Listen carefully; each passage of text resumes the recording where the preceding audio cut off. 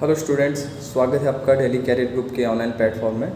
आज हम डिस्कस करेंगे अडानी वर्सेस हिंडनबर्ग इशू। ये इशू एक्चुअल में है क्या। लास्ट वीक 24 जनवरी को एक रिपोर्ट पब्लिश करी गई थी हिंडनबर्ग रिसर्च इंस्टीट्यूट के द्वारा, जिसका टाइटल था Adani group how the world's third richest man is pulling the largest con in corporate history. तो ये जो रिपोर्ट पब्लिश करी गई थी, ये हिंडनबर्ग रिसर्च इंस्टीट्यूट जो है, जो एक अमेरिकन कंपनी है, जिसने कुछ वेरी सीरियस एलिगेशन लगाए थे वर्ल्ड के थर्ड मोस्ट रिचेस्ट एंड उस वक्त के इंडिया एंड एशिया के रिचेस्ट पर्सन अडानी ग्रुप के ऊपर। इन्होंने इस रिपोर्ट के थ्रू अडानी ग्रुप से 88 क्वेश्चन पूछे थे।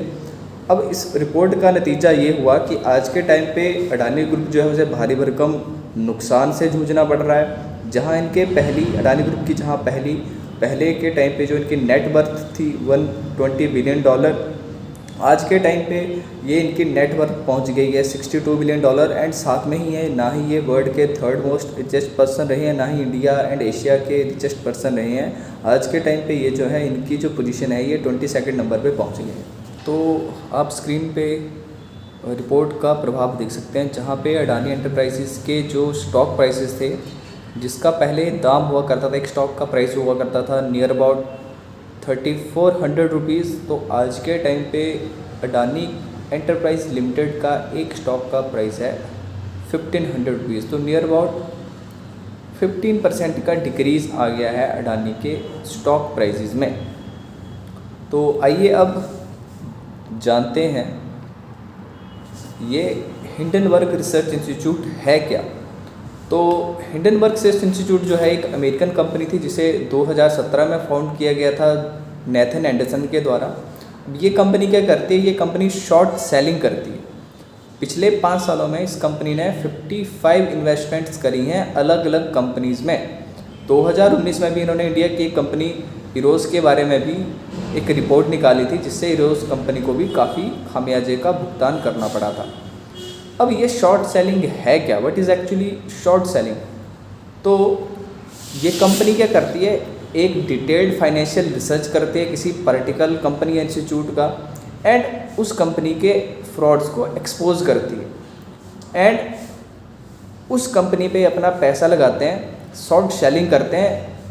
मीन्स कि ये दाम लगाते हैं कि जो पर्टिकुलर कंपनी है उसके जो शेयर्स हैं, उसके जो स्टॉक हैं वो एक पर्टिकुलर टाइम के बाद नीचे गिरने वाले हैं, क्योंकि ये स्टॉक जो है वो ओवर वैल्यूड है। और इसी तरह से हिंडनबर्ग रिसर्च इंस्टीट्यूट जो है वो एक पैसा कमाता है। तो नॉर्मली कोई भी रिटेल इन्वेस्टर जब भी पैसा लगाता है किसी भी स्टॉक में, तो इस उम्मीद से पैसा लगाता है कि कंपनी का स्टॉक प्राइस जो है वो आफ्टर ए पर्टिकुलर टाइम ऊपर जाएगा, और जब ऊपर जाता है तब उन्हें नेचुरली क्या हो जाता है, वहाँ से प्रॉफिट मिलता है। इसे हम लॉन्ग सेलिंग भी कहते हैं। अब शॉर्ट सेलिंग में क्या होता है कि पैसा इस उम्मीद से लगाया जाता है कि किसी कंपनी का जो स्टॉक प्राइस है वो नीचे जाएगा और तब जाके जो है वो प्रॉफिट मिलेगा। तो इन शॉर्ट में बताया जाए तो फॉर एग्जांपल ऐसा सपोज करते हैं कि मेरी जेब में पैसे नहीं हैं, लेकिन मैं क्या करता हूँ, मैं किसी एक ब्रोकर को हायर करता हूँ और मैं उससे एक शेयर उधार पे ले लेता हूँ। मैं उसे पैसे नहीं दे रहा, मैं उससे एक शेयर उधार पे ले रहा हूँ। तो बदले में मैं उसे ये कह रहा हूँ कि आफ्टर कुछ समय के बाद जो है मैं उसे ये जो एक शेयर है वो उसे वापस कर दूंगा। तो लेट अस सपोज कि मैंने एक शेयर जो है अडानी ग्रुप का वो उसे उधार ले लिया। उस वक्त एक शेयर की कीमत थी 1000 रुपये, लेकिन मुझे पता था कि थोड़े टाइम के बाद वो शेयर की प्राइस नीचे जाएगा। अब ऐसा सपोज करिए कि मैंने शेयर ले लिया, अब मैंने मार्केट में वो शेयर बेच दिया, मेरे को 1000 रुपया का मुनाफा हो गया। जैसे ही शेयर के प्राइस डाउन होते हैं, मैंने वो शेयर दोबारा से खरीद लिया। सपोज करो कि उस शेयर के प्राइस थे 800 रुपीज़, तो टोटल मेरा प्रॉफिट कितना हो गया, पहले मैंने 1000 रुपये का खरीदा था, अब मैंने दोबारा 800 रुपये का खरीद लिया, तो 200 रुपये मेरा टोटल प्रॉफिट हो गया। अब मैंने वापस वो शेयर लौटा दिया जिस ब्रोकर से मैंने लिया हुआ था। तो इसे इन शॉर्ट में शॉर्ट सेलिंग कहते हैं। तो आइए अब बात करते हैं कि हिंडनबर्ग रिसर्च इंस्टीट्यूट जो है उन्होंने क्या क्या सीरियस एलिगेशंस लगाई हैं अडानी ग्रुप के ऊपर। तो अडानी ग्रुप में basically 7 major stock listed company है जो कि अलग अलग सेक्टर में ऑपरेट करती हैं, जैसे Adani green energy, Adani enterprises, Adani power, Adani transmission, Adani gas and Adani ports. तो जैसे अडानी एंटरप्राइजेज जो है जो कि कोल माइनिंग एंड ट्रेडिंग करता है, अडानी ग्रीन एनर्जी जो रिन्यूएबल एनर्जी पे फोकस करती है, and similarly Adani total gas जो कि एक गैस डिस्ट्रीब्यूट करती है, एंड अडानी पोर्ट जो कि पोर्ट्स को कंट्रोल, मैन्युफैक्चर एंड ऑपरेट करने का काम करती है। तो हिंडनबर्ग इंस्टीट्यूट जो है उन्होंने बेसिकली हिंडनबर्ग इंस्टीट्यूट जो उन्होंने एलिगेशन जो लगाया उनमें से कुछ प्रमुख हैं। पहला है कि ये मनी लॉन्ड्रिंग का इन्होंने एलिगेशन लगाया है अडानी ग्रुप के ऊपर। दूसरा है कि ये स्टॉक मैनिपुलेट करते हैं। थर्ड कि अकाउंटिंग फ्रॉड है। And fourth is offshore shell companies. तो जो हिंडनबर्ग रिपोर्ट जो है उसमें लिखा गया है कि गौतम अडानी के बड़े भाई विनोद अडानी जो हैं वो अलेजेडली अलग अलग देशों में अपनी ऑफशोर सेल कंपनीज ऑपरेट करते हैं। अलग अलग देशों में ऑफशोर सेल कंपनीज बनाई गई हैं। For example United Arab Emirates में बनाई गई है, कैरिबियन आइलैंड्स में बनाई गई है एंड मॉरिशस में बनाई गई है। अब ये सेल कंपनीज करती क्या है, ना ही इनका कोई एड्रेस है, ना ही इन कंपनीज़ के कोई वहाँ पे इन्होंने हायर करके रखे हुए हैं। इन कंपनीज़ का काम क्या है कि ये अडानी के जो भी कंपनीज़ हैं इनमें ये पैसा लगाते हैं। ठीक है, तो मोस्टली ये जो सेल कंपनीज़ हैं इन्होंने अडानी की कंपनीज़ में इन्वेस्टमेंट करके रखी है। 99% ऑफ द शेयर खरीद के रखे हैं उन्होंने अडानी कंपनी। इसे स्टॉक मैनिपुलेशन भी कहा जाता है।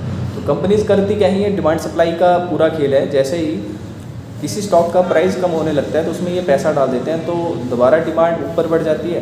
तो इसी तरह ये स्टॉक को मैनिपुलेट करते रहते हैं। तो ये सब रिपोर्ट एक ऐसे टाइम पे पब्लिश होने जा रही थी जब कुछ ही समय बाद अडानी ग्रुप का जो था वो एक FPO लॉन्च होने को आ रहा था। FPO मतलब follow on public offer launch होने को आ रहा था। ये एक ऐसा तरीका होता है जिससे पब्लिक कंपनी का जो पब्लिक कंपनी जो है वो किसी इन्वेस्टर से पैसा लेती है। सो अडानी ग्रुप ने 20,000 करोड़ का इंडिया का सबसे बड़ा FPO लॉन्च किया था जो कि एक फुली सब्सक्राइब भी हो गया था।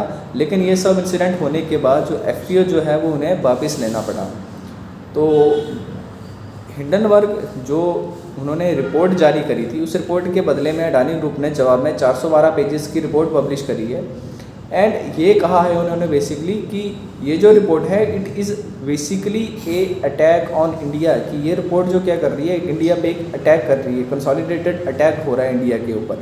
तो रिपोर्ट के कारण क्या हुआ है, many international banks like Credit Suisse and city bank ने भी अडानी ग्रुप को और लोन देने से मना कर दिया है। तो आइए अब जानते हैं कि सबका इंडियन इकॉनमी पे क्या असर पड़ेगा। तो जैसा कि हम जानते हैं अडानी ग्रुप जो है इंडिया के जो सबसे बड़े बिजनेस ग्रुप में से एक है। साथ में ही अडानी इंडिया के 6 मेजर एयरपोर्ट्स को ऑपरेट करता है। 13 सी पोर्ट्स को भी बनाने का काम कर रहा है।